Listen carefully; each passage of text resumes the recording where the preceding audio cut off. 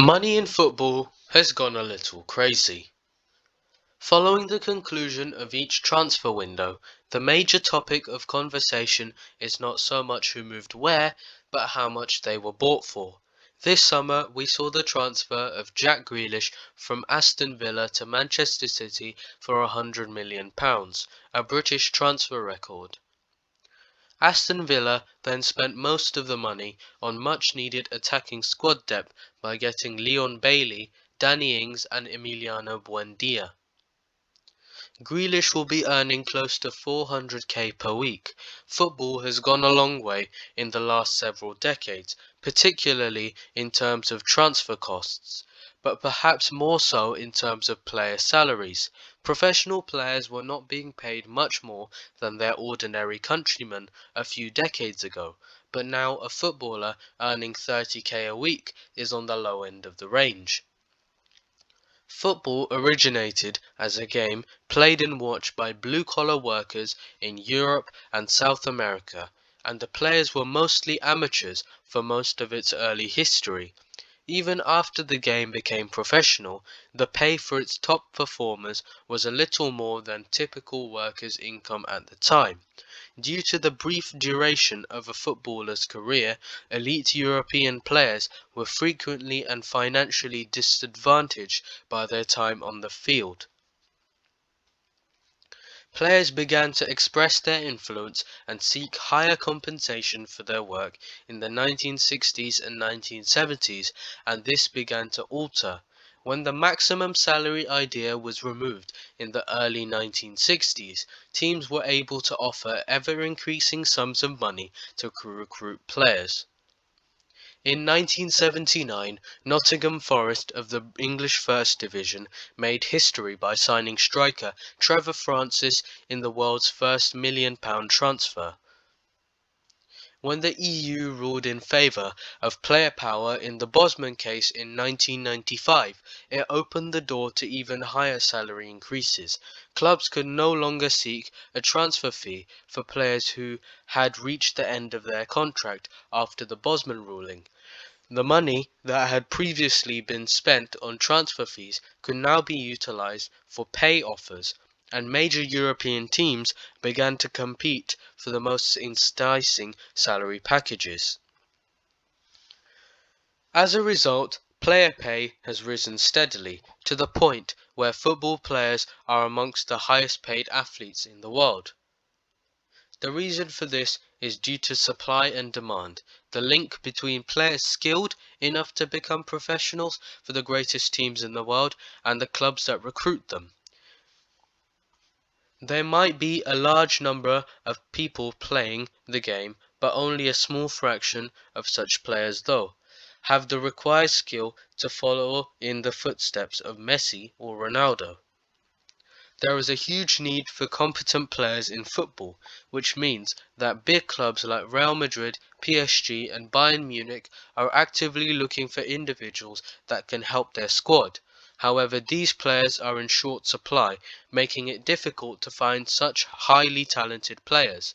When teams do find a talented player, they will have to pay him much more since his talent is rare and difficult to come by. Because teams are producing more money than ever before, players are being paid increasingly exorbitant pay. Football has grown in popularity and profitability as a result of globalization and technological advancements, such as the pay TV industry. The rights to Premier League's first few seasons, 1992 to 1997, were sold for less than £200 million. In comparison, the TV rights for the 2016 to 2019 seasons are worth more than £5 billion.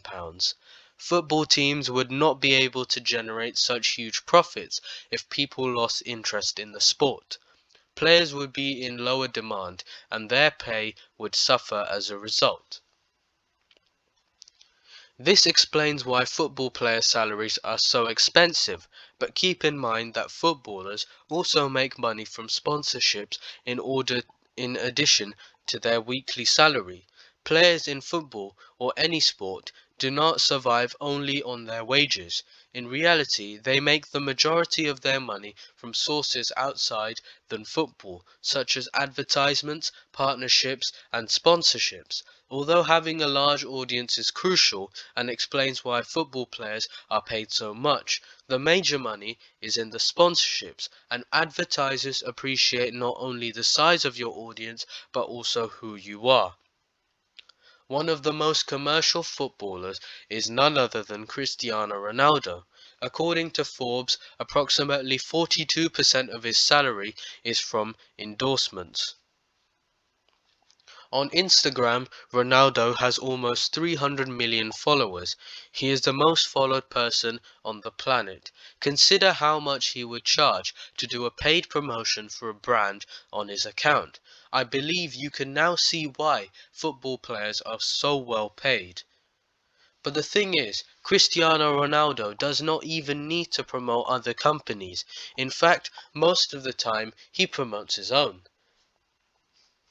Ronaldo has his own chain of sunglasses, perfumes and even underwear under the name of CR7. Ronaldo's CR7 led the way for other footballers to set up brands in order to enhance their image, which leads to lucrative deals with other companies. Football is not like golf or tennis, which is why football players haven't always been the highest paid. While golf and tennis sponsorships cater to a wealthy clientele, football sponsorships aim to reach as many people as possible. When it comes to sponsorships, football has an edge over other sports in that the image soccer players present is more dynamic and flexible. Because of the large amount of people that follow football throughout the world, you can market a streetwear brand as well as a luxury brand. Footballers market video games, shaving creams, crisps, fried chicken, with few little limitations because their audience spectrum is incredibly diverse, considering the number of people around the globe that watch football. Sport has become a huge business in recent years. That's why so many gambling companies want to be associated with sports. And in the United States, where sports betting is now legal in many states, casino players will notice that sports betting is heavily promoted when they go online to play in online casinos for real money or to take advantage of casino promotions. Football attracts a global audience of billions, providing global exposure for any other business. This is why firms from all sectors want to be linked with it. As a result, television and other media sources may generate a lot of money through advertising, allowing broadcasters to pay a lot of money for the rights to cover football.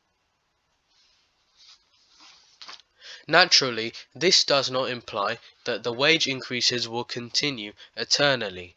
If football's popularity declines, money from advertising, broadcasting, and sponsorships will fail, and player pay will have to be slashed.